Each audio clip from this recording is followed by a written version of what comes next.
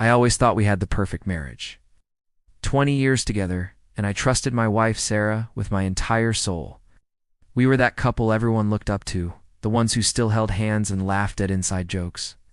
That SY what I'm about to tell you shattered my world in a way I never imagined possible. It all started subtly, so subtly that I barely noticed. Sarah was on her phone more often, a little distant. When I'd ask who she was texting, she'd just say, "Oh, it's just a friend from work. Mark." I didn't think twice. Why would I? It was just Mark. But then, the late-night texts began. I'd wake up to the soft glow of her phone screen, her fingers flying across the keyboard. "He's just having a tough time," she'd explain. "I'm just being a good friend." I wanted to believe her, I really did. But a knot of unease started to form in my stomach. I noticed she started dressing up more for work, mentioning Mark's compliments on her new outfits. She talked about him constantly, his brilliant ideas at work, his funny stories, his struggles with his own marriage.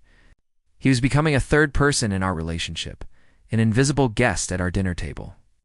The real turning point came one evening. We were supposed to have a date night, our first in months.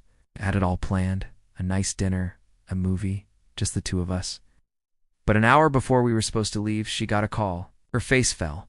"It's Mark," she said, her voice filled with a concern I hadn't heard from me in a long time. "He's really upset. Something happened at home. I need to go see him." I was stunned.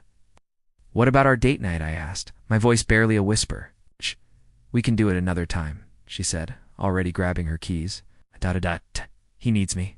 She left, and I sat there alone in our quiet house, the uneaten dinner cooling on the table. It was in that moment of deafening silence that I finally admitted the truth to myself. This wasn't just friendship. This was an emotional affair. She was giving him the intimacy, the support, and the emotional connection that once belonged to me. The trust that had been the foundation of our marriage for 2 decades had crumbled into dust. When she came home late that night, looking exhausted but somehow relieved, I knew our love story had been rewritten. Man, I wasn't the main character anymore.